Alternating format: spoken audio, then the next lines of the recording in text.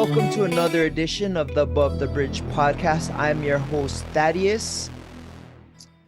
Okay, our sponsors is getting ready for the holidays. Let's see. We got Defend Hawaii first. Go to No One in Windward Mall. They have their shop there, but you can also go to defendhawaii.com. Get all your stuff from them for the holidays. They have a lot of stuff locally. It's locally owned, and Chris Meheula is the operations manager, one of my best friends. Go to defendhawaii.com, use promo code ATBPOD upon checkout, and you'll receive 15% off your entire purchase order. Defend Hawaii. If you're in the area, Kaneohe, go to No One Windward Mall. You can just pick stuff up right there in person. Next up, we have IREP Detail Supply. Our friend Kaika has been there doing his thing in Temple Valley Shopping Center. He has a full shop. Everything you need to detail your car, waxes, polishes, soaps, whatever. If you go to his shop, tell him Thaddeus sent you. If not, you go to irepdetailsupply.com. Use promo code ATBPOD upon checkout, and you'll receive 15% off your entire purchase order. Trust me, one of his supply packages would be an awesome gift for Christmas for somebody who loves cleaning their car. Go check them out. Next up, we have Hawaii Candy Factory, and you probably see these guys everywhere. Their packaging is called noms. That's what their desserts are called. You see them everywhere. They also have a kiosk now at Ala Moana Shopping Center. If not, go to hawaiicandyfactory.com. They have a bunch of crazy desserts. They have gushers, ners, lihimui, gummies, and what have you, Brad. If you check them out, go to hawaiicandyfactory.com. Use promo code ATBPOD upon checkout. You'll receive 10% off your entire purchase order. And get as many noms as you can because they are delicious. This week, my guest, he owns his own barbershop. He does it out of his house. Create a full barbershop in his house.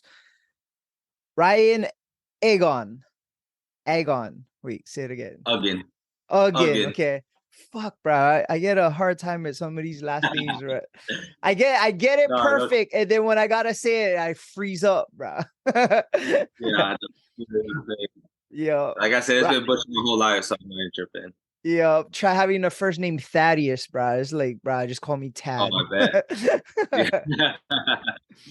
Bro, I usually wear a hat on the show, but bro, I had to show off my freaking fresh cut. So I recently went on Friday to get my hair cut, and brah, I couldn't be more happier. I had compliments in the club. I had to go to a funeral. Friends, brah, everybody was like, whoa, brah, that's a nice cut. I'm definitely appreciative. And brah, your skills are dope. I'm stoked on it. It's the nicest haircut I had in a long time. And my old haircut lady from Supercuts, I hope she's not listening to this, but she's out. Right on, man. I gotta tell you though, next time I come, I need to whatever you put in my hair when it was done, like, okay, this is what I've been rocking for years, and I gotta stop using this stuff because it didn't feel the same, bro. This is like the 80s. I didn't even know freaking. You still made that. Oh shit. Bro, Amazon, I get 3 tubes for like $4. All right. Yeah, I definitely gotta get whatever you put in my hair last time, because yeah, this isn't the look, bro. Yo, plus if you sweat, that shit gets in your eye, bro. That's it, bro. It's not a good day. Yeah, man. That's what a lot of people don't understand. Like, the products that you use when you sweat, it does, like, that's how some people get acne, a lot of acne and stuff like that from okay. Their gel, their hair products is sitting on their face, because your face already produces a lot of oils in itself, right? And then you throw in some hair product, you sweat, and then you throw on a hat, and now it's just like your pores are all clogged, and it's all bad. Oh, okay. That's good to know, because yeah, I've definitely been running this since The 90s. I didn't know they still made Dep, man. It was like Dep and LA Looks was LA those are the two Looks. go-tos, man. Yeah, you can get a gallon of it at Long's for like $4, Yeah. bro. And your hair wasn't going nowhere, man, for days. Oh Right? yeah, it could stop a bullet. Yeah. All right, bro. Like, how did you even get started doing this? Because it was weird. I went to your house and your whole, like, you could take what you built and put it somewhere else and you wouldn't even know that's a house. It was a street barbershop and it's fully operational, functional, and you had the crew there and everything, bro. How did you even start or come up with this idea, bro? That's crazy. I was super impressed. So what originally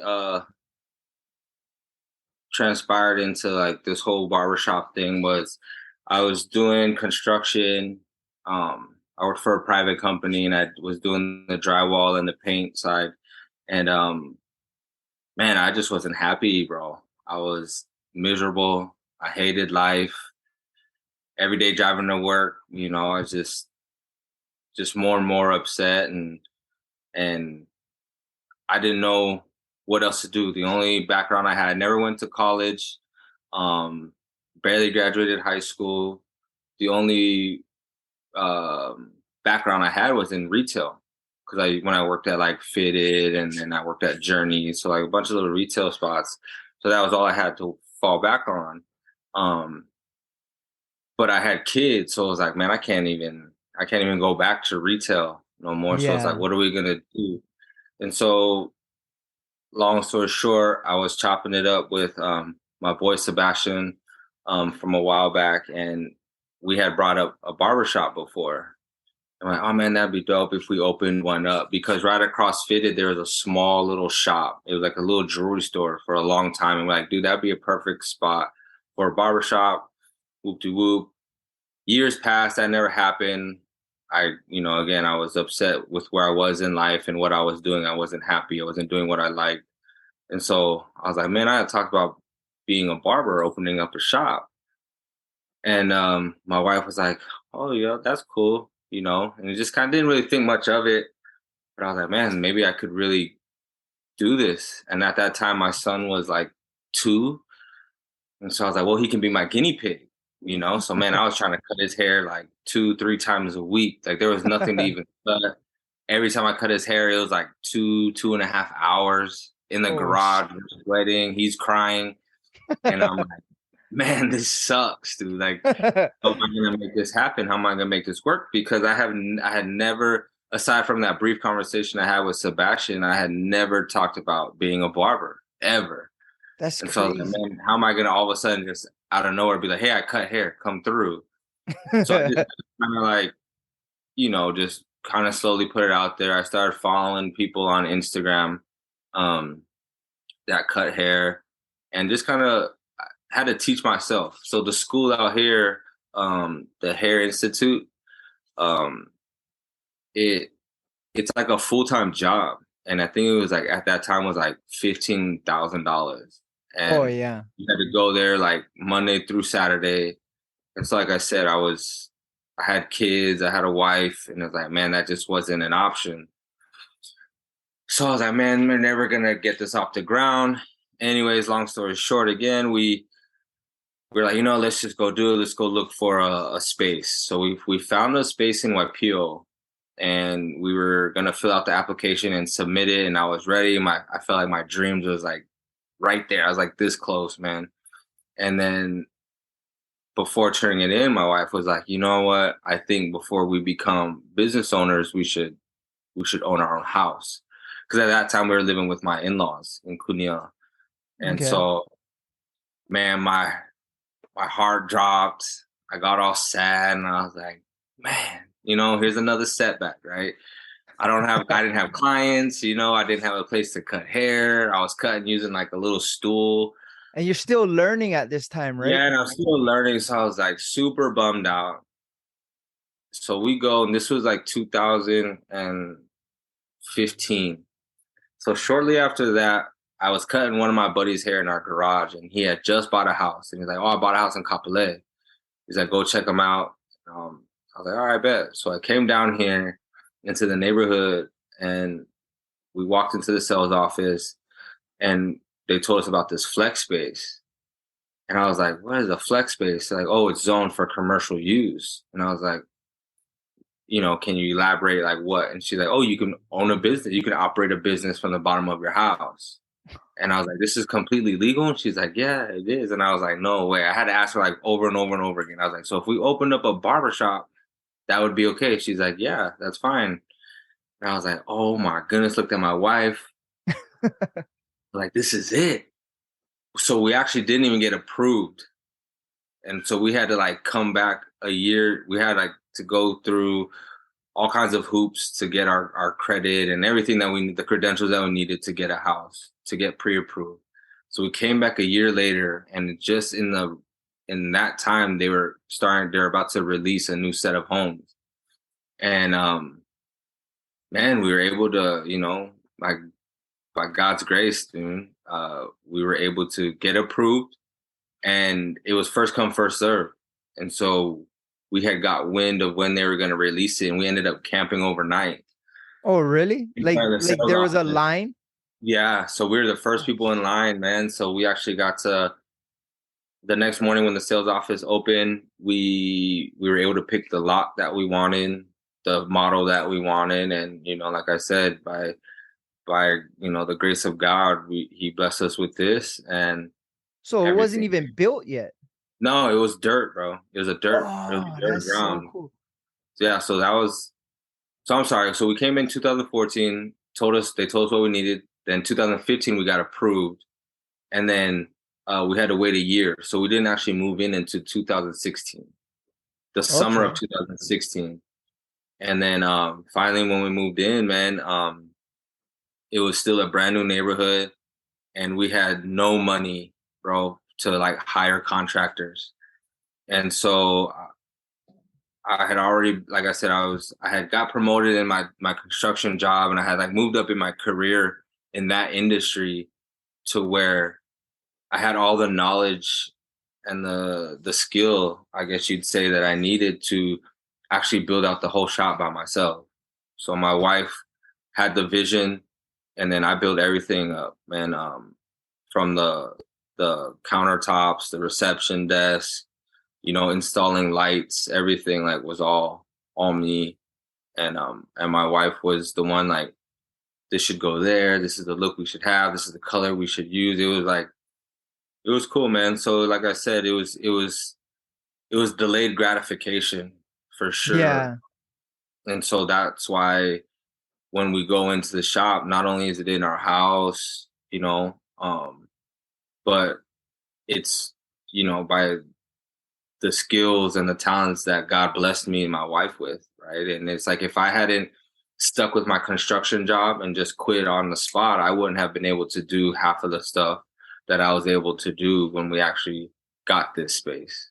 Yeah. So man, it was just a wild ride, man, and it was just crazy to kind of just see how everything fell into place, and it was just like boom, boom, boom, boom, man. It was awesome. It was super cool, and to share it with my wife, you know what I mean? Like me and my wife, she's like the behind the scenes all the time. So a lot of people don't even know I own the shop, but then when people do give credit to me, they always acknowledge me, and they don't realize that my wife was actually the reason why our doors even open.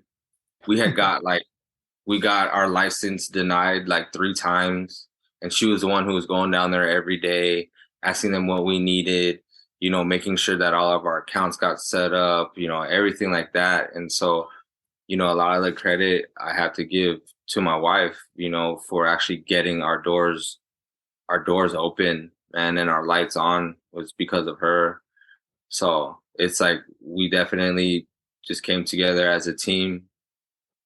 That's And so yeah, I crazy. mean, like, yeah, I always tell people that she's the big boss, I just cut hair, you know. So So, sounds about right. But I mean, yeah. it sounds like you guys make a good team, but I think the biggest thing that has to kind of get you guys started that you had the patience, bro. Like, fuck, I'm Mhm. the way where it's like, no, I gotta do it now. I got to pull the reins back and listen to her and be like, okay, you're right. Mhm. We'll do it this way. And right, then through, like you said, the grace of God and on God's time, it's gonna happen. 100%. It's a trip though to hear that story because yeah, like to practice patience when you're ready to pull the trigger is hard, Brian. To have Yeah. a wife that help guide you through it or kind of pulled your reins back and like, no, there's ways to do it and we'll figure it out, but let's Mhm. just wait a little bit. And if you're like me, it's hard, bro. Like when you got your mindset on something and you're ready to pull the trigger, it's hard okay, to have that patience, bro. Oh, yeah. Oh man, I was so mad when she had told me that we should buy a house before we open up the shop. Like I was so mad at her, and I just felt like, I'm like I said, I started feeling sorry for myself. I'm like, man, she just doesn't want me to do this. Da, da, da, da. But like, in all actuality, that's what's cool about my wife is that she ain't scared to tell me all the things that I need to hear. She doesn't tell me what I want to hear. She doesn't, you know, she knows how to keep it real and tell me like what's gonna be better for us in the end instead of just right now. Like she definitely looks out past today. You know what I mean? Yeah. I'm like you. I'm like, man, let's do it right here, right now, and then I'll worry about the consequences or the issues later. Yeah. But she said, no, let's do A, B, and C. And eventually we'll be able to get to D. And so it took a lot of years for me to just shut up and listen to her, man. Because honestly, a lot of the things that how I am as a person now, I still don't have the most patience, but I have a lot more patience because of the Yeah. things that my wife has like basically like told me or like instilled in me. And it's been nothing but a blessing, man. I mean, it was rough in the beginning when we first started dating because I was just like super, alpha macho. I do what I want. No one can tell me what to do, type of thing. And like she was like, "Psh, I don't care. Like she gonna tell me exactly how it is, And I'm like, Yeah.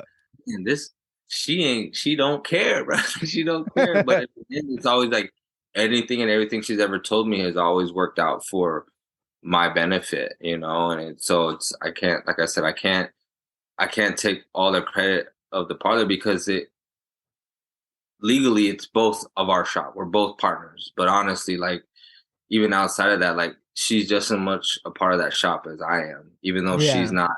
she's not physically in the shop or like cutting hair.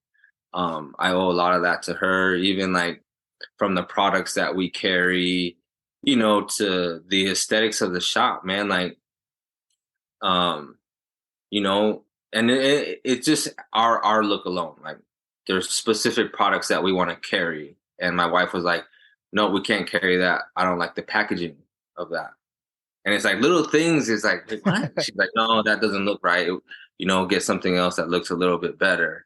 Or like, if you could, like when you came into the shop, we all have the same kind of cape. Like she's like, Yeah. let's Yeah. all be unison where, there's no individual in our shop. We're a shop as a whole, and your haircut is what sets you apart. That's your work is where your individual self can transpire. Where the spotlight can be on you is when you cut your hair. But Yeah. aside from that, like we all look the same. You know what I mean? Like everyone's the same. No one has like anything crazy extra. So That's it's just cool. little things like that. Seems like she's been thinking like 2, 3 steps ahead, bro. And you're Mhm, trying mhm. it's like she's playing chess and you're playing checkers, and then you just Yeah, try to listen, and then you kind of found in a rhythm where you guys can work well together. yeah, So yeah. I want to know, does she let you cut her hair? No, no. She's asked me to like do a trim and all that stuff, and I'm like negative, man. Oh Like yeah. there's no coming back from that, dude. There's Yeah. no coming back. You mess up a girl's hair, and that's a wrap, man. So, Yeah. but, she deserves a lot, a much better attention to detail. Yeah. So I can't do that to her. That's good. Hey, that's smart that you don't mess with it, bro. No, Because yeah. get She's that like, no, ego it's and be fine, like, it's "Yup, I fine. got you," and then she Yeah, ain't talking to you for whatever long time it takes to grow back. yeah, yeah. So I'm like, nah, negative. You gotta Yeah. go something for that. See, you playing chess too, then. Yeah, yeah. Yeah. So what you guys just specialize in male cuts, or you guys do females also? So we do actually have we do have some female clients that come through, but what we tell people is that we we don't do specialized women's cuts like pixie cuts, bobs, um, or things like that. Just and that's just for the benefit of the client. Like we're not gonna say, yeah, we can come and cut your hair, and then she comes in and she's like, "What did you do?" Like Yeah. so. The women clients that do come in, it's like they either have like an undercut or they get a fade on the side. They do a comb over, um, and things like that. So yeah, we don't do those specialty female haircuts, women cuts.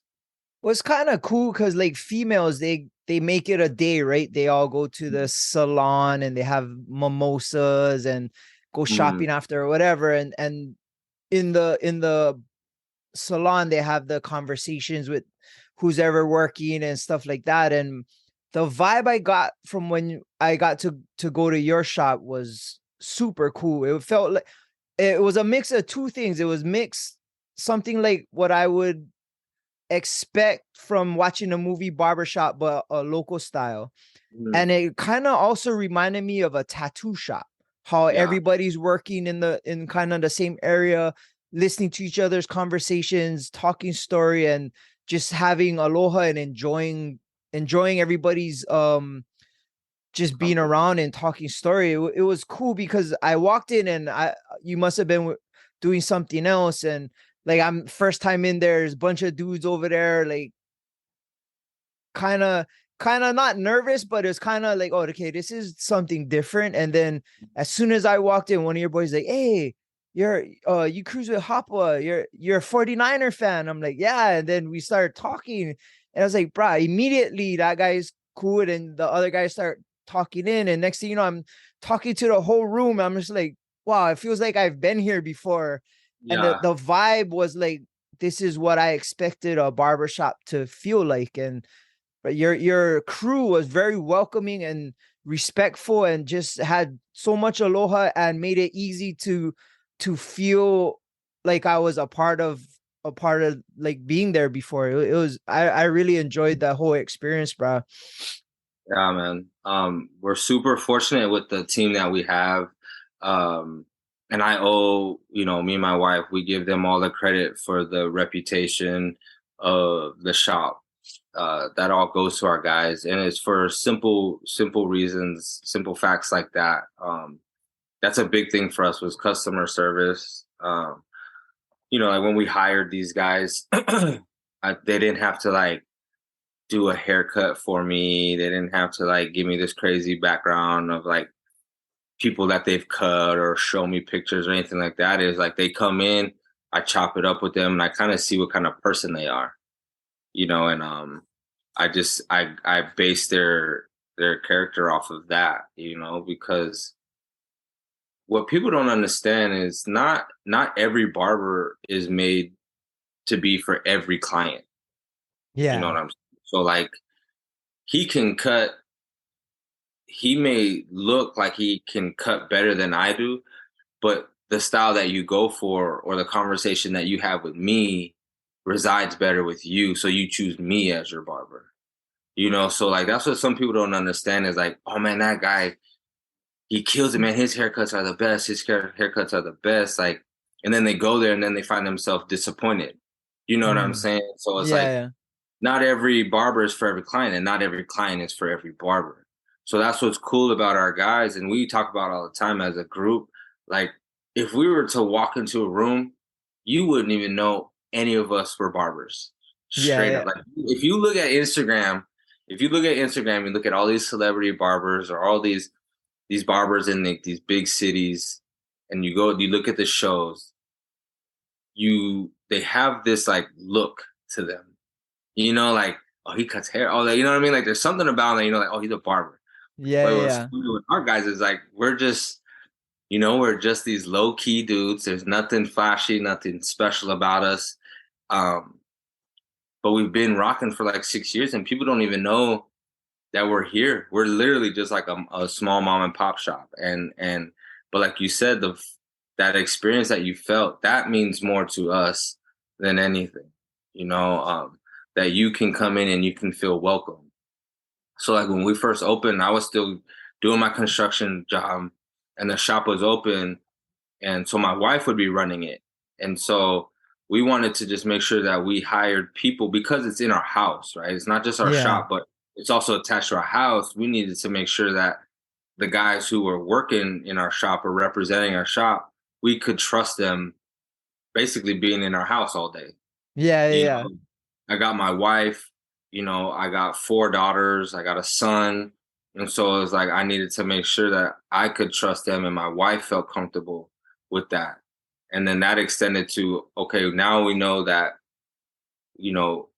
I want to make sure that a mom that brings her son feels comfortable. I want to make sure that this grandma or this sister or this auntie that comes in feels comfortable. Or I want a dad, if he has to bring his daughter, I want him to feel comfortable bringing his daughter or his kids in the shop while he's getting a haircut, Yeah, because for sure. I've been in shops where you walk in and like you said, you're not scared or anything, but it can be intimidating. Yeah, for When you walk sure. into a shop, right? Because sometimes there's like that dead silent. As soon as you open the door, it's just kind of like everyone looks at you and you're like, Yeah, you're like, yeah, if you don't know who do I anybody, talk to? yeah. Yeah, like who do I talk to, bro? It's kind of how I felt right when I opened the door and you weren't down there. And then I was like, okay, like, and then your Yeah, immediate brother was like, hey, what's up, bro? Like, oh, yeah. is it was just like on breath of fresh air, and was like, Mm. I felt very welcome. And like you said, that's the vibe. And I was talking story for a while until you got down there, and like Yeah, it was cool. Felt yeah, like I man. knew everybody from before. Yeah, no, and that's dope, and that's how I know I can trust the guys that we have in there. And like there's clients that have been coming to us for 6 years. So like when you walk in, like we'll remember like, oh, that's his client or that's his client, and it's just off top, but we're still greeting them, and then as Yeah. they're leaving, like everyone says, all right, man, have a good one, or we'll see you later, or good to see you, whatever. So yeah, man, like we all kind of move in sync. We're all on the same page in that sense, and I think that's definitely, aside from our location and our setup as a shop, I feel that like that's what really makes us a little bit different or a little bit more special, with our shop. We are appointment only. Some people, they don't understand that, but we do that so that, one, like we can respect our client. Like we're designating an hour for this client, so we're not gonna, I don't have a client in my chair and then I got 3 people walk in. Now, okay, I'm gonna rush this dude to get to them, Yeah, or yeah. I got someone that's coming in like 20 minutes, but there's a walk-in. It's like, oh man, sorry, I can't take you. I got someone coming in, so we're not going to take them and now Yeah. push this guy back just because, I mean, shoot, we all got things to do, and we're trying to respect our clients' time. So that's another thing that we're like, again, all in sync on. And we always tell our barbers that, the money will come, you know what I'm saying? But if you just invest in that client for that hour, that's going to Yeah. go so much further than you pumping out 10 dudes in an hour, you know? So, Plus, too, with dudes, I feel like once you get someone that cuts your hair how you want it, that guy is your guy for life until oh, like some. 100%. Yeah. So it's guaranteed return customers. So you guys don't do walk-ins, and that makes sense. It gives you allotted time to do your thing on that person for that period of time, so it comes out how you want it. And Yeah. like you said, that's your walking billboard. Like Yeah. my head is your billboard, because Yeah. I had so many compliments and say, oh yeah, the parlor Ryan, he's hooked it up, like he has his own shop.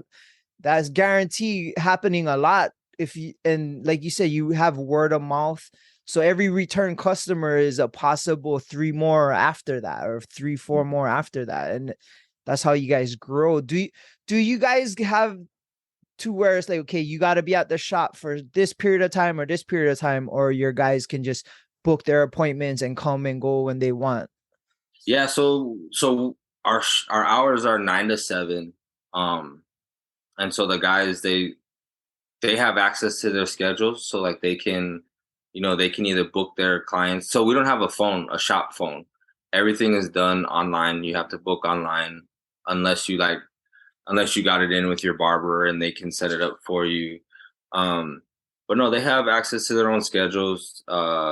If the shop is slow, or they got things that come up, me and my wife, we didn't get into this for the money. And like, honestly, well, we literally got it for time, to get the time back that I was losing on the road, sitting in traffic, or, the hours that I was away working at a job that I hated. We did that for us as a family to get that time back, so like I can always be there for my kids, or I can be there for my wife. And so when we set up the shop, we said like, these are the hours. You know, our first group, when we first opened, we actually asked the barbers what the hours should be. Is yeah, straight up. We're like, what should we do? Should we do 9 to 5, 9 to 7, da da da da? And so they all came up with 9 to 7, and then boom, we just stuck with that ever since. And we definitely, so they're all of our guys. They're not employees. They're 1099. So they're Okay, independent contractors, right? So we just say like, if you got like a 4 hour gap, bro, I'm not gonna expect you to sit there, for 4 hours and twiddle your thumbs. If you can go and like pay a bill or go grab lunch or whatever, or shoot, even go home, But then it's just like, if someone does so, the only time we'll take a walk in is if there is a gap like that. okay. Oh, yeah. So if someone comes in, and our appointments are kind of set on every hour. So like if someone walks in and it's 10 o'clock or 10:15, we'll book their next appointment at 11. So it's like to give our barber time to like do whatever it is that he needed to do. Because again, man, like these guys, they're here 50 hours a week. If they are here from 9 to 7, it's 50 hours. That's already 10 hours more than a regular like 9 to 5. Yeah. And so we're definitely not sticklers on them. We wanted to really just create a space for these guys to get a feel of being an entrepreneur.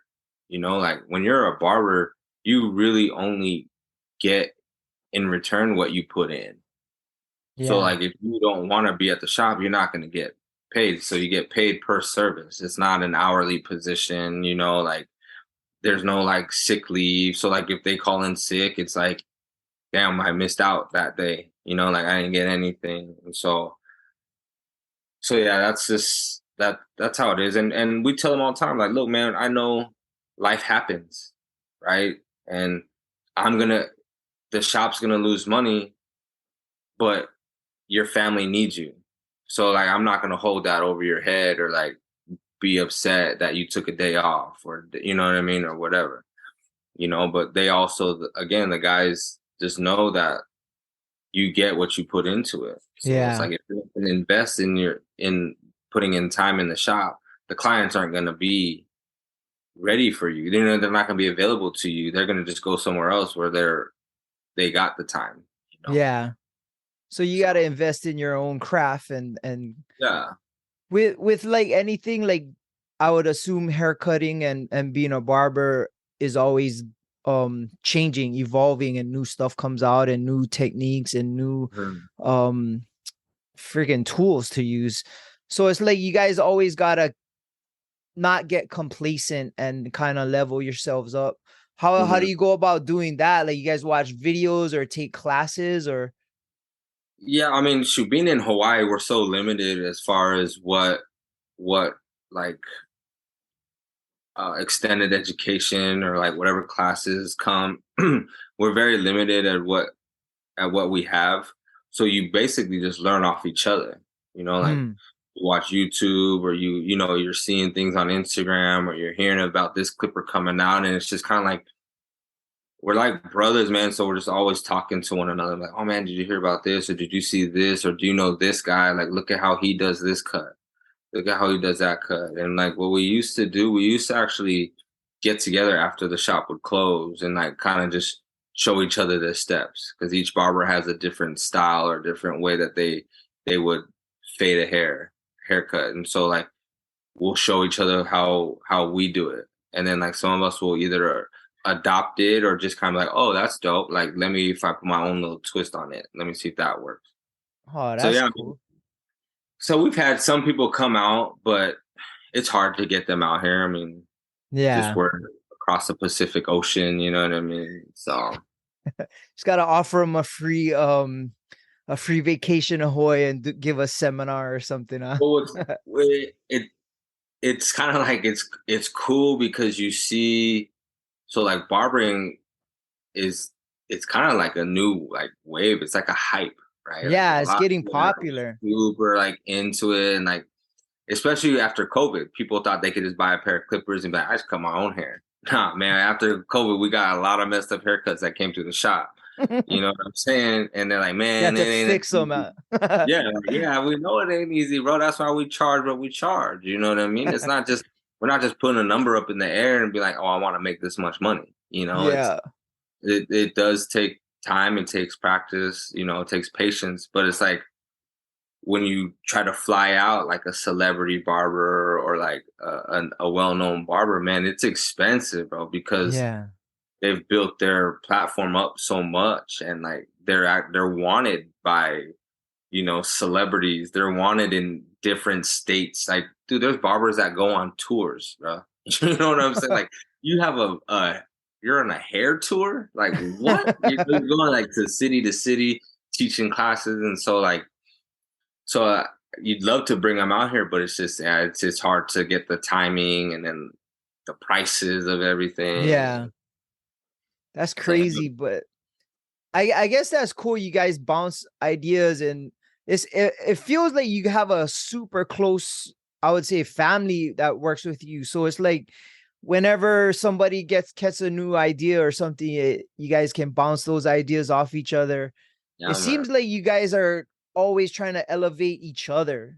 Like I Mhm. always have this saying, and I always tell Hoppa, um, a rising tide floats all boats. That means if the tide rises, all you guys gonna be the Move. same level. Like Yeah. so, having a good crew is I guess is super detriment to what you're doing. But how do you weed out like the scrubs? Like, how have you ever had a situation where it's like, okay, this guy's not fitting in with us, he gotta go, or No, man. Actually, we never really had anything like that. We did have a barber once. I saw that he was struggling. He just finished school, like barber school, and I know he was struggling on some areas or some haircuts or whatever. And like, we came in and we helped them. We made sure that the client left, feeling good enough about themselves, to leave our shop. That's the worst thing you want to do is like cut someone's hair and they're pissed when they leave. oh So like, yeah, but it was like after that, I just kind of told them like maybe, they needed to be in a shop where they offered more education. Like I think some of the chain shops, like the Fantastic Sam's, the Supercuts, I know like I think when you get hired, I think they have like a process that you have to go through. You know what I mean? That they teach you different things. Whereas like our shop, it's kind of like you already gotta kind of know what you're doing. Your biggest obstacle that you're climbing in our shop is just building a clientele. okay, It's like so that yeah, it that was hard, but I felt like it was best. It was best for that barber or that individual at that time. But other than that, man, we've never really had no issues with things like that. And I try to really come from a place of understanding and really try to be as accommodating as I possibly can, to motivate our guys, encourage them, because some of our guys, a good majority of them started working in our shop right after school. Oh So we wow. were like a brand new shop in a neighborhood that was half dirt. You know, it was still being developed. We were so new that we weren't even on Google Maps. Oh We, wow. yeah, we're on Google Maps. We didn't have a huge budget for marketing. Um, and our barbers were fresh out of school. Man, that like you talk about the odds were stacked against us, you know, like holy smokes, how are we gonna get people in here? But the You know? roots are solid, bro. You guys all started like that. You know what I mean? Yeah, I mean, we're super thankful, man. We're very, very fortunate, very blessed. We've actually had a couple people move on and become educators. We've had barbers open up shops in different states. You Oh know, wow. one of our barbers that helped us open up. He actually opened up a barber shop in Vegas.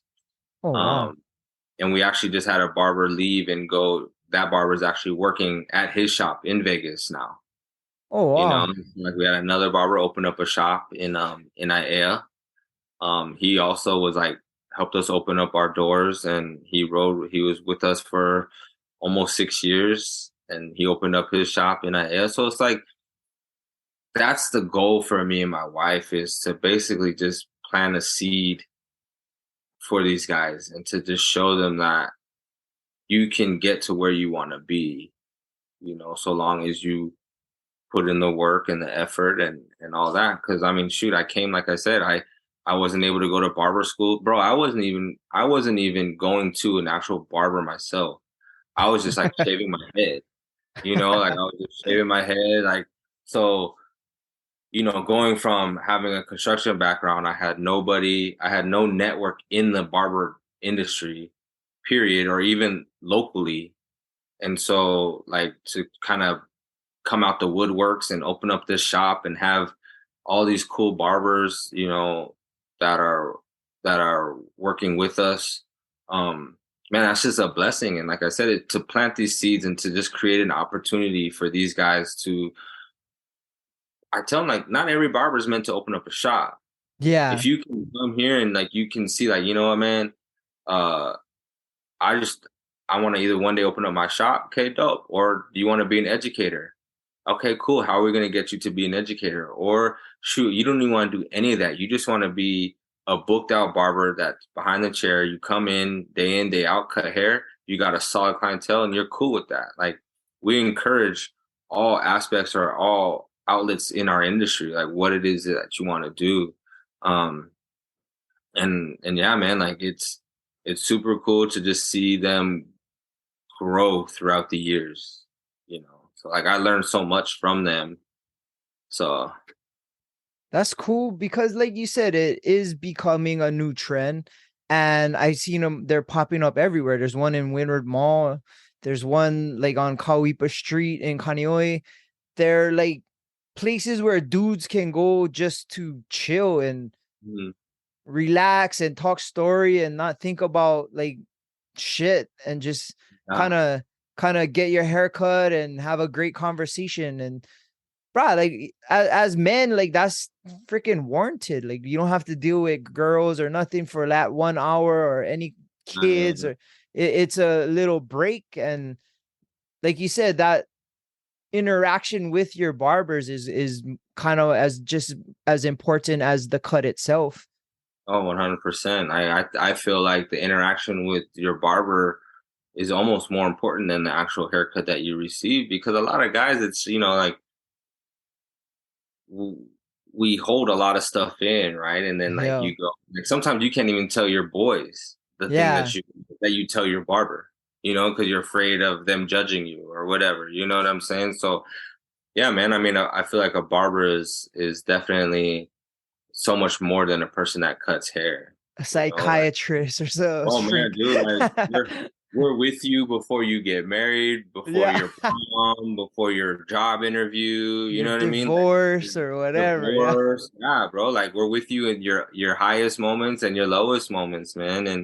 And you know, some people don't recognize that or don't even like take that as anything. And that's one thing too, like with barbers, and because it's become there's so much spotlight on our industry that sometimes people almost don't take it serious, right? Yeah. It's like it was like when Instagram first started, right? And people would talk crap about girls being like Instagram models. Now these fools is kicking themselves in the butt because those people that they were making fun of, they're actually getting paid Yeah, yeah. to model, right? Through Some and of they them, some of yeah, them. Yeah. not all. But yeah, like it's like it's things like that, right? Like even YouTube, like Oh yeah. I come from a generation where social media was like just being born. You know what I'm Yeah. saying? Yeah. It, and so, MySpace and all that. yeah, MySpace and all Zanga or whatever it was Yeah. called. Like Asian Avenue. Yeah. yeah, so it's cool to see things like that. But again, I think a lot of people were looking at barbers like not an actual career, Yeah. right? It's like they don't understand that we pay taxes, we have families, we have this, we have that, so Well, uh, idea of a old school barber is the guy with the white and mhm, the red and white thing in the front, yeah, and yeah, yeah, then they come and shave you, and just like an old man that you go to forever. And the way it is now, like it feels like a tattoo shop, but you're yeah. getting haircuts, and it's more modern and more cool. To Yeah, lack yeah, of a better word, it's kind of a cool spot to be around. yeah, yeah. Like, and so being in the kind of neighborhood that we are out here in Kapolei, it's a lot of our clients, we got from 2 years old to 85 years old, and Oh, so that's some of our cool. older clients have never even been in a barber shop before. They've only been to corporate companies like Super Fantastic cuts, or Exam, things yeah, like yeah. that. So like you know learning terms and lingos that you say to a barber, right? So they'll come in and they'll be like, oh, can I get a taper? And then you try to break down to them what a taper is, like, oh no, I want it all the way around. So like, oh, so you want a whole fade, right? And then like, oh yeah, okay, yeah, yeah, yeah. And so it's cool to see guys like that. And then they're coming in and they're getting a 2 on the sides. Then they went down to a 1, and now they're out here getting ball fades. You know what I mean? So there's little things like that are cool to see with clients that rock with you for as long as they do. Have you guys ever messed somebody up where it became a situation? Like, Oh, bro. Yeah, man. We had some. Um, thank God there's been more good experiences than bad. But yeah, we've had a few that were pretty upset, or they tried to like, you know, downplay our shop for something that it wasn't. So they're just like super rude. So we don't ever 86 a client unless they're just straight up rude. yeah. Right? I mean, or if they're rude, or they run to Yelp and they leave this review, and then it's kind of like, people don't understand that when you leave a review on a business, and even more so a small business, people don't understand the impact that has on a small business. Yeah, And for sure. it can be super frustrating because I understand that you're not always going to have a pleasant experience wherever you go. Yeah. But is it so bad that you wanted to go out of your way and tarnish that business, right? So like people don't know that we're a husband and wife, and we have 5 kids, and Yeah. our barbershop holds 8 individuals and their families. You know what I'm saying? Like we're supplying a job for 8 individuals and their families with kids. So Yeah. for you to go and like try to, they try to say that we don't like them because they were gay. And and the crazy thing is that we actually had a barber who was gay.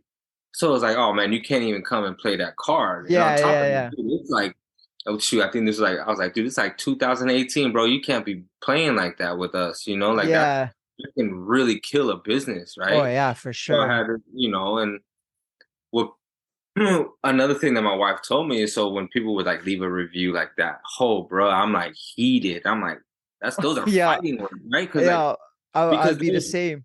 yeah, because those people, they don't understand the process that we went through and the obstacles that we faced and had to overcome to get to Yeah, where we were. And for you to try to kill our business with a statement like that, a false statement, if anything, um, and it takes oh man, I'm about like, 2 seconds yeah, on their yeah, keyboard. bro. And I'm like, Yeah. man, I'm pissed now. Now that's like I said, that's like fighting words. And my wife's like, no, don't respond yet. You like sleep on it. And I'm like, what? Like, dude, this person like she's like, no, you gotta be able to separate that and come back, professionally. I know she's like, I know you're mad. I'm mad too. That's our business, right? That hurts our business, our shop, our barbers. But you still gotta respond respectfully and professionally because you gotta think about the 50 or the 100 people that haven't come to our shop who are gonna read that review and who are gonna also read your response to that Hmm. review. So you as an owner have to come, and how did you handle that situation? Did you come back hostile? Did you come back mad to where like you came back so mad that holy smokes, you scared 20 people away? Like, dang, I Yeah, can't believe yeah. that. You know what I'm saying? So that was another thing that my wife had to help me out with, things like that. And so going through things, review. So I never ever respond to a review that day. It's always like the next day. That's Like smart. I got to sleep on it, you pray on it, and as you know, some may think that's weird, but I think that's always been best for our shop. Um, and just as a business owner, I mean, even being on social media, my wife tells me like, don't chime in. You can't chime Oh in. yeah. And I'm like, Yeah. what? She's I've like, learned that. Yeah. yeah, you got to think about the business, and then you got to think about your barbers and your clients, right? Because like I can have an opinion on something, but my client who's been rocking with me for 4 years has the opposite opinion and got completely offended by something I said. You know what I mean? Yeah. And just Yeah. wrong. So it's little things like that, like having to grow up and just be mature and handle things Yeah. professionally. You gotta So always think big picture. Seems like your yeah, girl is a good yin yang for you, bro. It helps one balance thousand you out. percent. Yeah. Bro. I come in at the end of the day. I mean, I wasn't born out here, but I grew up out here, and so the local boy instinct kicks in, and it's kind of like, let's go, bro. Like Yep. you gonna Yep. 5 years, bro, and Where she's like, send me your location, yeah, bro. she's like, no, stop, fall back, relax. Like, you got kids, you got a wife, you got a business that you got to represent. So, and on top of that, I also got to think about our barbers, right? What kind of Yeah. example am I, setting for them? If I'm popping off on every client that has a different opinion from me, that's gonna feed off on them, and Yeah. I can't have. So like, there's been things that have been said about our shop, or if a client was this or a client was that, and then I handle it or I diffuse it, and my guys are like, bro, no way, dude. There's no way I would have done that. Da, da, da, da. But I'm like, oh man, you took don't trust me. It took all of me to not say, you know what I mean, what I really Yeah. want to say. But then again, that's just I'd rather I'll take one bad review and get 50 clients. You know Hell what I mean? yeah. Yep. Versus proving a point for no reason because that guy's not coming back anyways. You know what Yeah. I'm saying? Yeah. And then jeopardize possibly new clientele, right? So That's smart. And taking that role is amazing because you're leading by example. mhm, mhm. And when you lead by example, you're in the trenches and you're showing everybody how to do it. That's learning from you. That's hard. Mhm, That's the hardest thing to do. Like you said, like you pop off, oh, this is how we do it. Then your other guys will feel like, okay, this is what we do also. And mhm. then now it's like you're saying that now you're losing clients versus Yeah, like, okay, we have one bad one. That's all right. We'll get four more good ones. And yeah, it's smart to handle things that way. I definitely understand how hard it is. And I've been in situations like that where it's like, oh, like what do you do? Like you feel Yeah. like you're going against your own morals, but then Yeah, you're sometimes as an adult you got to change your morals to understand the bigger picture and the outcome. Because I mean, when we were younger, it's easy, like, oh, what? Okay, boom. Like you don't yeah. have kids, you don't have something that can be taken from you. Mm. You do, and like you said, like your house is your business. That's a huge thing. You know what I mean? Like you start some kind of big thing, like people know where you live. You know what I mean? Yo, yeah, straight up, you know. So it's like gotta keep that kind of stuff in mind, and then Yeah, just keep in mind of the neighbors. But then also, like if, like I said, if our guys decide to open up a shop one day, or they go to another business or they go to another shop, they'll know how to diffuse a situation. So yeah, when we first opened, I wasn't even in the shop um Monday through or Tuesday through Friday because I was doing my construction job. So our guys had to be able to like put out the fires and diffuse situations on their own, and so thankfully, that our guys were able to do that in a respectful manner and stuff like that. And so yeah, man, I mean, we're just so thankful from where I was, 15, 20 years ago to where I am now, man. It's like I would have never thought, I would have never imagined that I'd yeah. be where and When I it met just you, you as a promoter, and fuck, I'm still in it, but I have a real job. But no, that, yeah, no, that straight up. And yeah, I used to look at guys like like you guys, vertical junkies, Hanson, and then I uh-huh. worked at the dope shop. I worked at Fitted. Yeah, And so, yeah, there's Ola, there's Cuzzo, there's Bass, there's Jared, you know what I mean? yeah. And I'm like, but I was always like that guy in the back. You know what I mean? Like, oh, like I know him, but he's just with them. You know what I'm saying? Like I always felt like, oh, I was just That's so with and so's friend or yeah, whatever. like I never had my own thing to stand on, Yeah, and yeah, this is who I am. This is what I do. It was kind of just like, that's the owner or he's the face of the company. He's a designer. You know what I'm saying? Like, yeah, oh, he does definitely. all the meetings. You know what I'm saying? Like, oh, go talk to him. And so it was cool. Like, I mean, it was cool because I met a lot of dope people like yourself, Hanson. Like, I met a lot of like great people that I look up to even till today. Um, all through working at Fitted and trying to get into promoting. And I'm just so thankful that I was able to meet people like you, but also just kind of branch off and find my own lane and, Yeah.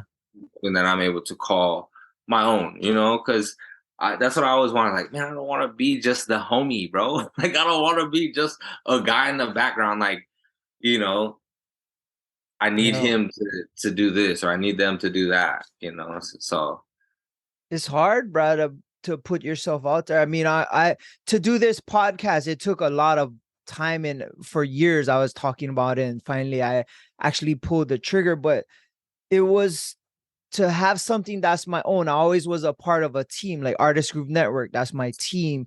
And if it was hard for me to just put myself out there by myself with something that I wanted to do without having my team with me. mhm. And for me, that was like a first. Like when I used to compete and fight, I would be in the ring by myself, but I would have the whole team, the whole training camp or whatever. It was a team effort. And then Yeah. I was just the guy in the ring. This time everything is me. I had a producer that had to leave, but it was my vision, my dream, and I pulled the trigger. It took a while, but I did it. So to have something that's my own, I created my own website. I figure out how to do it like without help. And Brad, and when you start something, people start kind of attaching themselves to it and you start rising. It's like, wow, I fucking did something out of nothing. And you and your wife must like have that feeling every single day, bro. That's super cool. Yeah, man. It's like I can't say it enough, but it's such a blessing to have what we have, to be where we are, to have the team that we have, and we really just come from a place of just being grateful for all the people involved, or all the clients that we have and stuff like that. Man, I have more clients that I never met before we opened. You know what I mean? That support my Yeah. shop.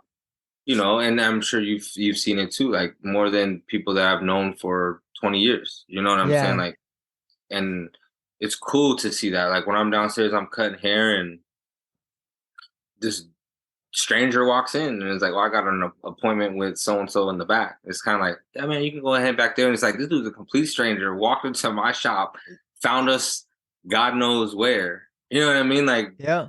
if I open up our schedule and I see that our schedule is booked, it's just like, goodness gracious, man, It's that working. It's that's God, working. bro. Like straight up, Yeah. and that's another thing. We just can't take.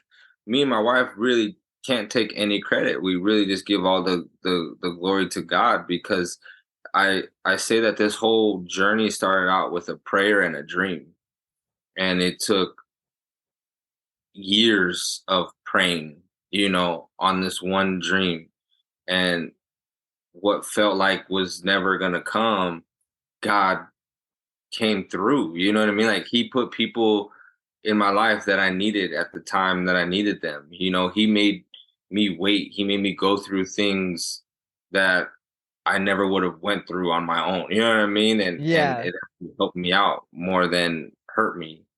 So yeah, man, it just can't give enough credit and to God, bro. It's really all Him. Like I said, a prayer and a dream is something that I've always like said that our shop was founded on.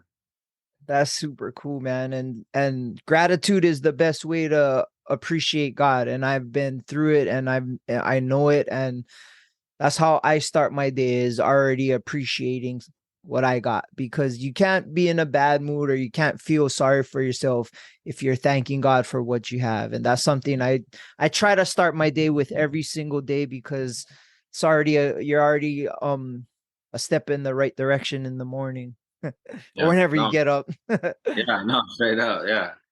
I What believe that. I want to ask you is, brah, how sore was that fucking tat on your neck, dude? So this one was it. It wasn't fun. It wasn't. It wasn't comfortable. Um, it wasn't as gnarly as I thought it was gonna be. Now I'm not saying it didn't hurt. I'm saying that it wasn't as like crazy as I thought. So I actually got another piece on the back of my head, and Okay. it goes up almost to like the crown of my head. And bro, because that one comes down to my shoulders. That bad boy, that one hurt, bro. That one had me second guessing myself as a Life. man, bro. I was like, holy smokes, we were like an hour in, and I was like, what did I get myself into? You cannot But stop now either, no, huh? and no, dude, I thought, so it's a portrait of Jesus, and it has like the crown of thorns on it, and he's going to doing my head, and he's like, all right, man, I'm going to take a break. Man, I thought he was so much farther down. And when I Oh. looked, all he did was like the eyes and the crown, and we still had the rest of his face, his beard, his hair, and we still had to get onto my shoulders. And I was like, "Are you kidding me, bro?" That was That's the it. that was the craziest 5 hours, bro. Like I was like crying on the inside. I'm not even lying. Oh. That's insane, bro. Yeah, For me, when I did tats, I think holding my arm in, or certain body parts in positions for a long time wasn't the best, but I never had that. I always like watching it done, and yeah. I like the feeling. It's cool, but bruh, I never had anything up there like on my head, and I was like, I always wonder how it would feel like, but yeah, I It was. never really It actually hurt more on like the jawline than it actually did like right on here. your throat. Yeah, When yeah. he did my throat, that one was an awkward position because I had to like stretch it out, and like, he's like standing like right over me, and so it's just kind of like super super weird. On the back of my neck, that one sucked too because my face was like planted into the bed, Oh and yeah. but yeah, that sucked really bad, super bad, and it's they say tattoos hurt more the older you get, right? So they weren't freaking lying, bro. Like that. Oh shit. I should I That that means I can't get it anymore was so not like then. I remember getting tattooed like the longest I sat in a chair was like 8 hours, and Oh uh I'd get like an adrenaline rush. yeah. I didn't eat anything. I'd have like an energy drink and a bunch of nicotine, but aside from that, I would like just be going. My adrenaline's pumping. Now I'm like, holy smokes, when's he gonna be done, bro? Like find myself, you know. So my most recent tattoo, I got the back of my left shoulder done, and on my way to that appointment, this was after my head, and on that way to that appointment, bro, I wasn't even looking forward to it. Like I Oh. was like, I'm not even excited to get this tattoo, right? Like, what? But man, I mean, when they say don't get tattoos when you're young, I believe that whole freaking heartedly, man, because Yeah. I waited till I was like, you know, 35. Established. Yeah, Yeah, yeah. you know what I mean? Like I'm an adult and I'm getting something meaningful. I'm not getting like lips on my neck or like, Oh, I know like some dudes with that. I something got some weird. ghetto shit that I did at the park when I was like in high school, bro. I'm Yeah. like, yeah. But I I mean, feel I you. got my knuckles. I got like nautical stars when I was like 18. Yeah. Like, so what does that mean? Absolutely nothing. Like my knuckles say Guam side, but like side is spelled SYDE. You know what I'm saying? Like for what? Why? Why Yeah. did you get it Yeah. spelled right? And then So your kids ask you about it, and it's like, ah, fuck. Like, yeah, that's why I hate when people ask me like, "Oh, what do your knuckles say?" And I'm like, "Man, yeah. don't even do that, dog. Don't even Don't look. don't do it, man." So. What I noticed from your Instagram is you're still close with Sebastian, who is one of your close friends from for a while, and he has a clothing line, and you're always supporting it. What's his clothing brand? Dream On.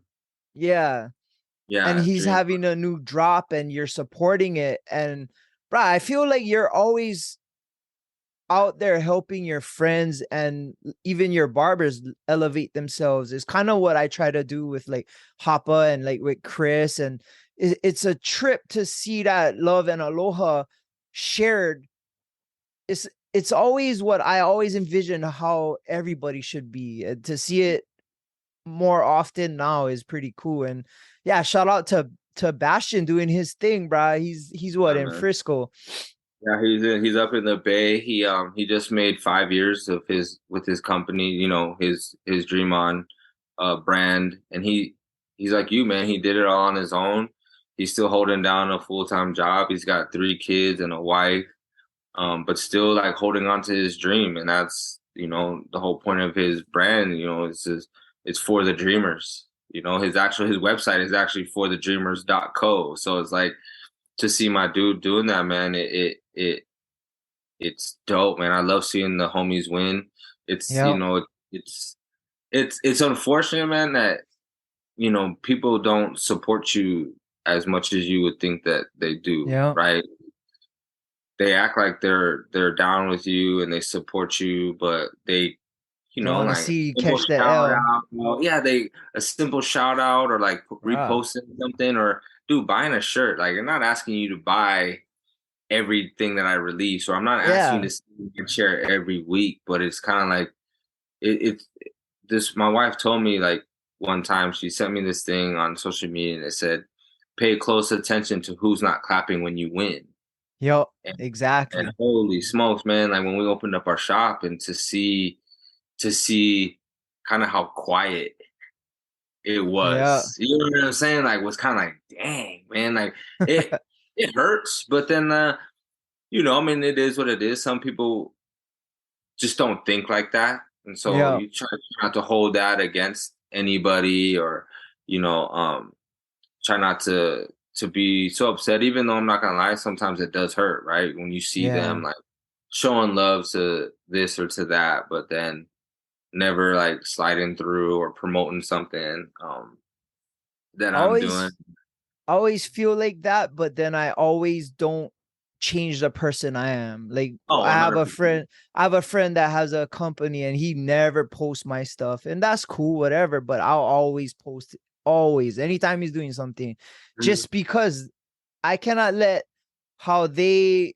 treat me affect how I do my own shit. You know what I mean? Like, if that's my friend, I'm gonna still support you. You don't have to Yeah. support me, but I'm gonna support you. Mhm. But to see it like for years, because you and Bass are like, you guys are always the Yeah. two guys, bro. It's like me and Hoppa and Chris. We're always the two guys that's together, and you guys are still riding for each other and supporting each other. And he's already all the way in the Bay, and probably everybody's all grown up. It's a trip to see your guys' success, but you guys are different, right? Even when I met you guys had a little spark that was different. You guys are an outlier, and success was gonna meet you somewhere. It was inevitable, and right now it is, and it's happening for both you guys. Yeah. It's just nuts that sometimes it takes a longer time than what you expect, but Oh right, yeah. with people like that, it's gonna happen because they refuse to lose all the time. You catch a Straight up, L, and man. it's just one L in the freaking battle, but not the war. That's how Yeah. I always think. Yeah. Dude, it like you said, man, we came from, we were so broke, bro, but we were feeling ourselves in those clubs, man. Like we were getting in for free. We thought we were so cool because we could Yeah. wear a hat in the club. You know what Yeah. I'm saying? Like, Hey. and the funniest thing was is we would go there, we would have like $20 combined.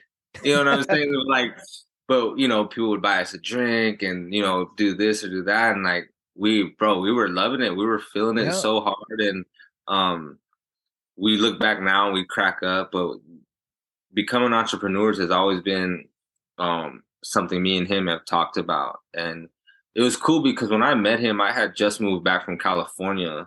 I was living in Orange County, and that's kind of when I first started tapping into like streetwear. Was one of my homies out there worked at a boutique out there in Santa Ana, and he kind of put me on to the scene, and I was like, "Damn, this stuff is tight, bro." Like, oh, this is my thing. I love living out there in California. When I had my first daughter, I moved back to Hawaii in 2008, and then I met Bass, and that's when I was talking with Micah about promoting, and he's like, "Oh, I know this dude. He goes to Chaminade. He's from the Bay Area. Whoop de whoop."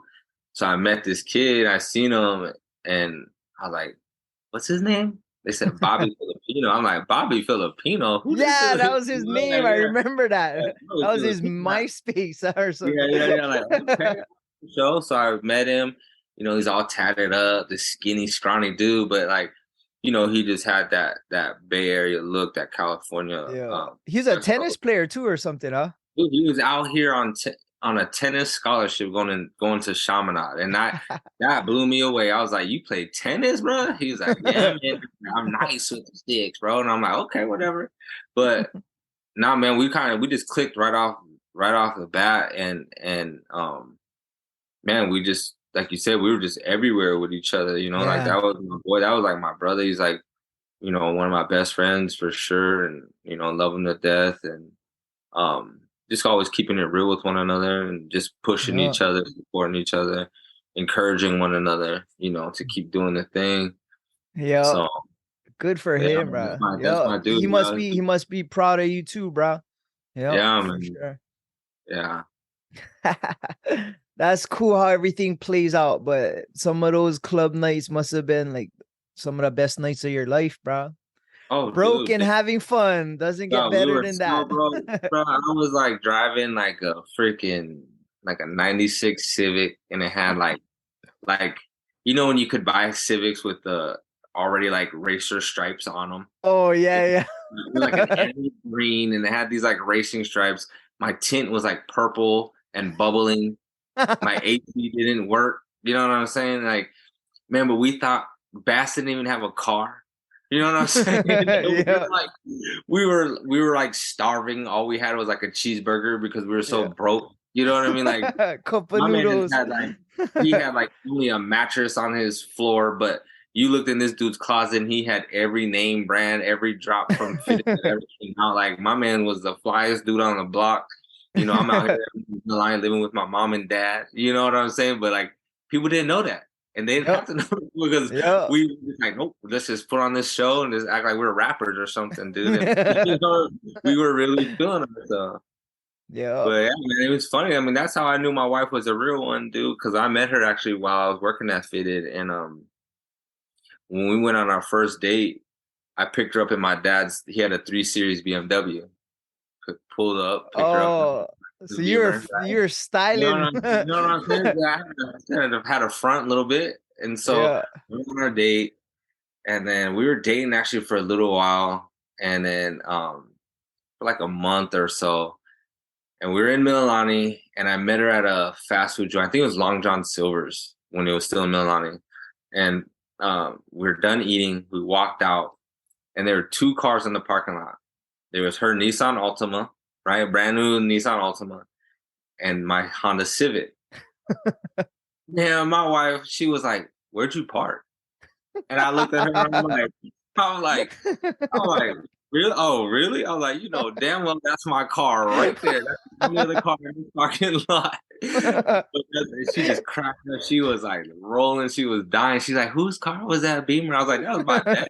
You know, so you know what I mean? So my wife met me when I was super broke. I was like making $300 a week, you know, working at and so it was that's how I knew she was a real one, man. Yep, ride or die from the humble beginnings, bro. 100%. Yeah, that's good, bro. That's good story, man. Yeah, we crack up. We told our kids that, and they started dying and laughing, and it's just funny to this day to think like that, because that's how much I was like fronting, bro. You know what I mean? Fake it till you make it, bro.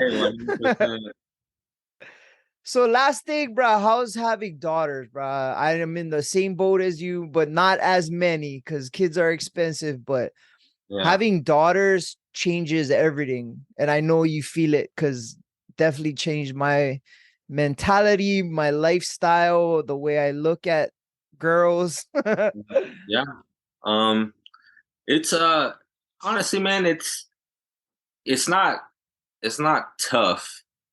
It's not as tough as people make it, right? Like I know people are like, oh, you gotta get a shotgun, and you know, and they start dating and this and that, and I'm like, nah, man, I don't need all of that, because in what I believe is that their foundation, meaning their home, my wife and I, you know, how are we as people, and the foundation that we set for them, you know, is how they move, how they become young women in society, how they behave when, you know, we're not around. We put that, I feel like that plays a huge part, and that's like our responsibility.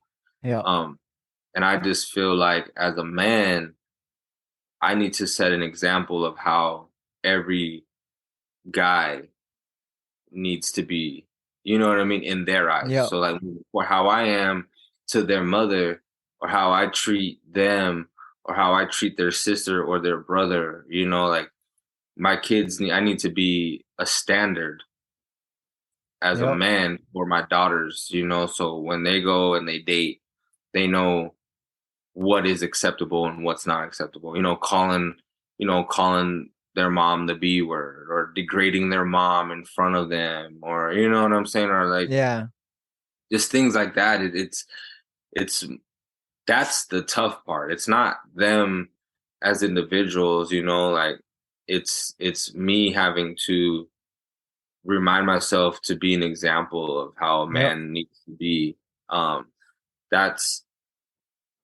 That's what was hard, but that's also where my wife comes in. And like I said, she's changed me to be a much better man than what I was, you know, as a teenager and as even a young adult. And so I owe a lot of that to her. What they did teach me is like patience, though, bro. It's like, for sure, really being patient and you know, just being a little bit more sensitive, because I'm not really a sensitive dude. I'm like super, like with my son, I'm like super tough on him. You know, super tough, like old school kind of with my son. But like with my daughters, it's kind of like to taper back or, approach things differently.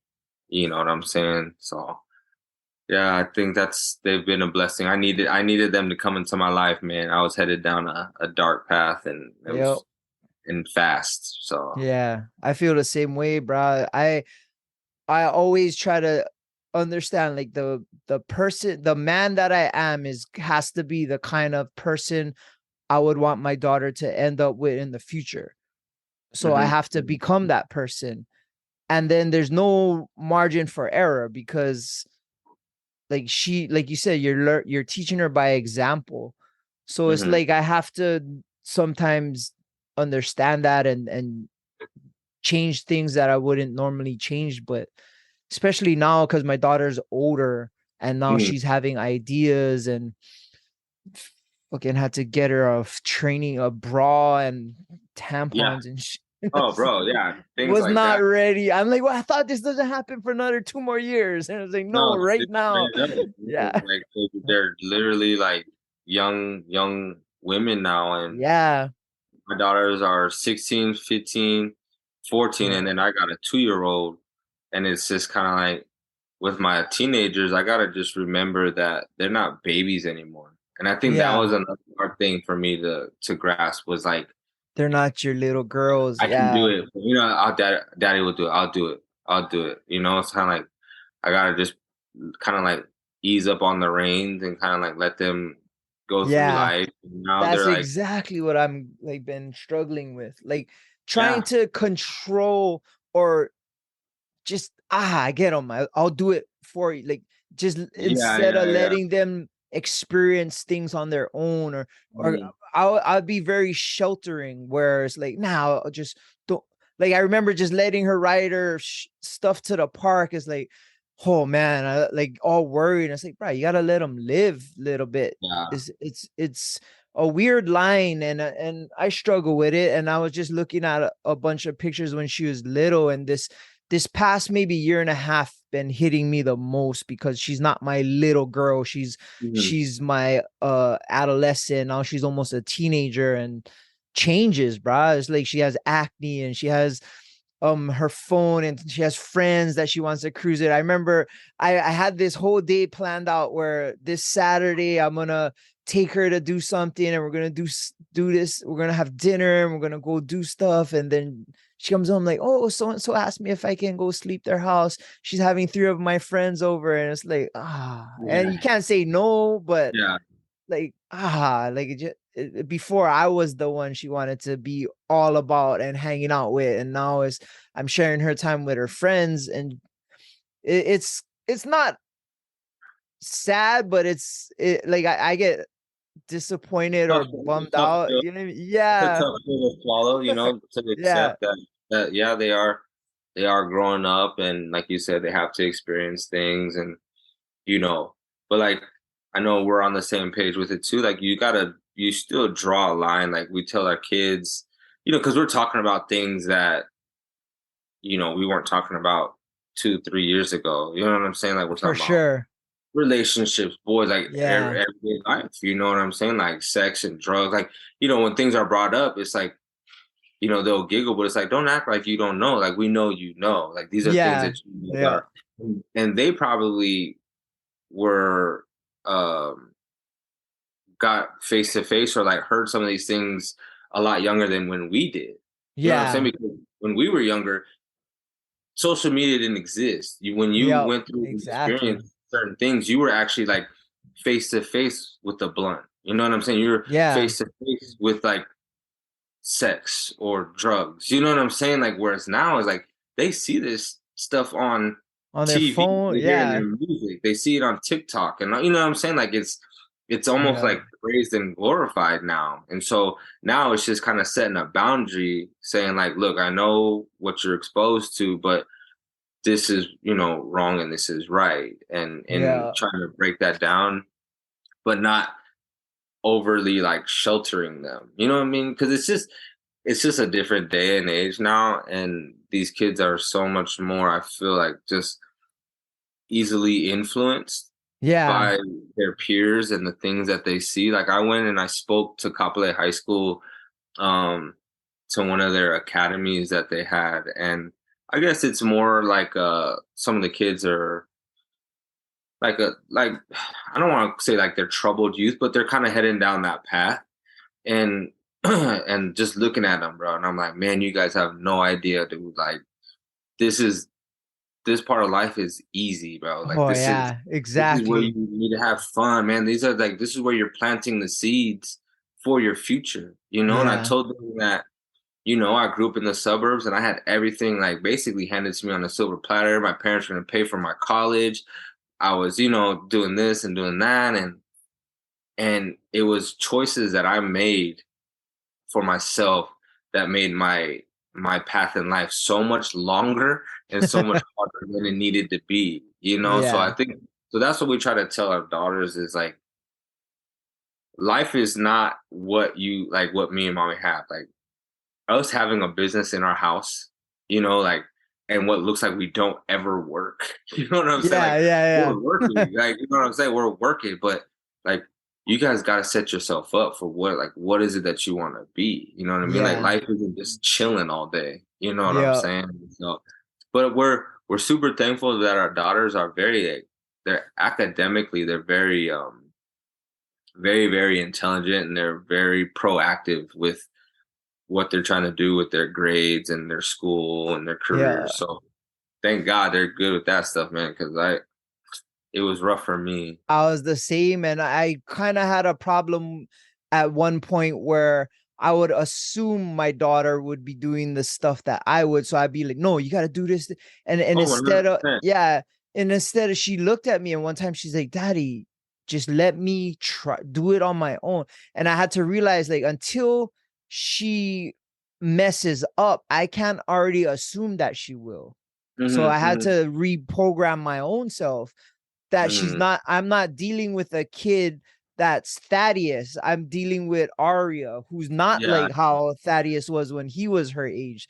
So I had yeah, to understand that and then kind of play off of that versus like already assuming that she's doing naughty shit or not getting her stuff done. And it's like she hasn't proven me she hasn't proven to me that she can't handle it because she's been handling everything. And I just okay until you mess up, then I'm just gonna let you do your thing, and if you need help, just ask. And yeah, it's weird being a parent because there's no rules or books or I mean there are, but they're not there are no rules or books for Aria. I'm just yeah. gonna learn on my own and figure it out, and it's been cool, but it's been Challenge. It's a yeah, been challenging, challenge. but it's fun, bro. And like the other day, we were walking around the mall, and she held my hand, and I was like, "Oh, she's holding my hand," and we're walking the mall. And I'm just like walking around, like, "Yeah, this is dope," Yeah. because it's probably not gonna Well, happen.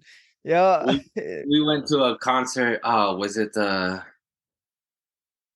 her? I think it was the her concert at the Shell, right? And our daughters were like dressed up, you know, and they, yes, they look young. You know what I mean? Like we're in the concert, and then like I was walking through the crowd with one of my daughters, and you know, we're holding hands, and I was just in my head, I'm like, I gotta also remember that she's not like 10 or 8, yeah, like yeah, yeah, you know, because she was like holding my hand, and I'm like, I'm dressed up, and then like there's her, and I'm like, they're probably like, look at this dude, because you know my daughter, teenagers, you know what I'm saying? yeah, And I'm holding her hand like she's 8 with the crowd, and they're probably like, yeah, look at this bro, like look at this yeah, weirdo dude, like yeah, chill out, bro, that's my daughter, dude, you yeah, know. yeah, yeah, It's things like that too, where I'm like, okay, you aren't a baby, so you know what I mean, like. yeah, I gotta hold you like you're my daughter. You know what I'm saying? Not like yeah, I yeah, used to, and like you know, squeeze you and stuff like that. So, but yeah. yeah, that was kind of like a weird, like, all right, you know, People looking at you like, how's this freaking yeah. guy? Yeah.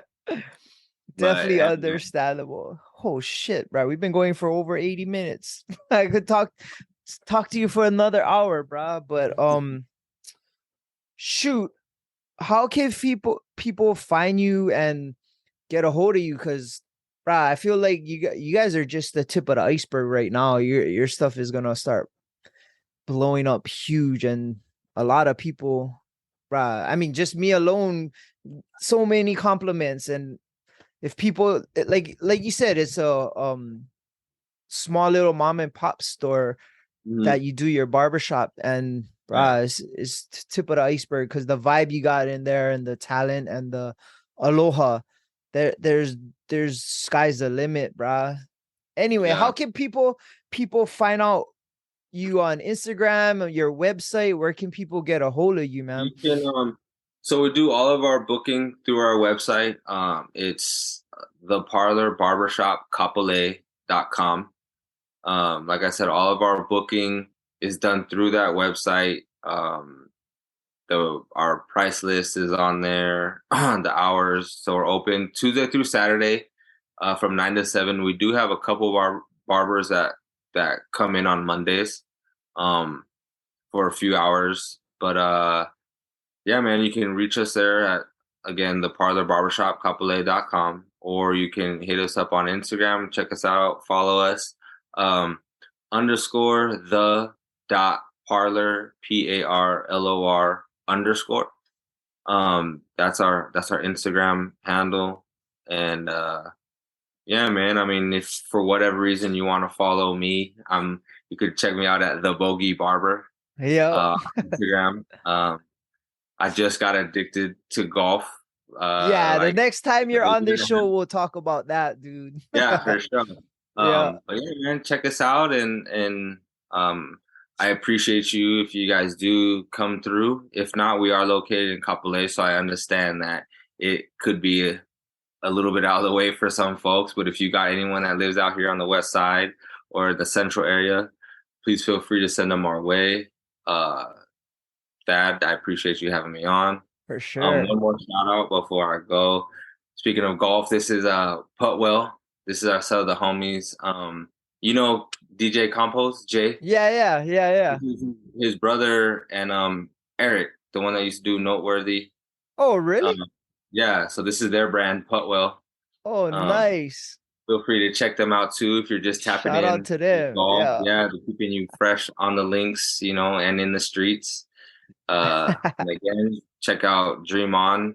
My boy Sebastian, shout out to him. He's no longer Bobby Filipino. His thing is Sebastian Valdez on Instagram. And yeah, man, check those two brands out, Putwell and Dream On. Shout out to them as well, keeping me laced up. And again, Thad, thank you for having me on, man, and letting me kind of share a little bit of our story, or my story. It's something that I've been wanting to do myself, just so people can kind of better understand where our shop came from, or me and my wife as people, shout out to your wife, bro. I gotta bring my daughter one of these times I come to get a haircut so she can see her, bro. She probably hasn't seen her for a while. yeah, I know, man. In a minute. Yep. And for us, you can find us on Above the Bridge podcast on Instagram, our YouTube channel, atbpod.com, and my Instagram is ThaddyDaddyHigh. Well, man, I definitely want to have you back in a year from now and see what you got going on. I always do like certain guests. I'll do a throwback episode, so I definitely want to have you on for that. And then I'll probably see you. I'm booked for Friday in a couple of weeks, right before my trip. So I definitely want to get a nice haircut. And yeah, I live in Kaneohe, and Kapolei is maybe a 40-minute drive at most. Most times it's about half an hour. And I'm telling you, the experience that you get going to his shop is well worth it. And like I said, I got many compliments on my cut, and I'm loving it, bro. My daughter was the one that convinced me to get a new hairstyle, and she loved it, bro. I picked her up from school, and like she ran to my truck to see it because I told her. I sent her a picture on my way to pick her up, and she was about it. So that made me happy too, because if kids, bro, if they think it looks funny, they're gonna tell you. Oh yeah, 100%. Right on, bro. Well, I appreciate you, and I do like your story, and I feel like it might inspire many people, if not one person, and that's all that counts, bro. And I can't wait to see where you are in a few years, and I will be, because I'm gonna be getting my haircut from you from now on, dude. You got a client. Good, brother. I appreciate you, man, for real. Thank you. Right on, bro. Well, we're out. Shout out to the Artist Group Network. Shakas for the cameras. Okay, brother. Have a happy Thanksgiving. Aloha. You too, brother.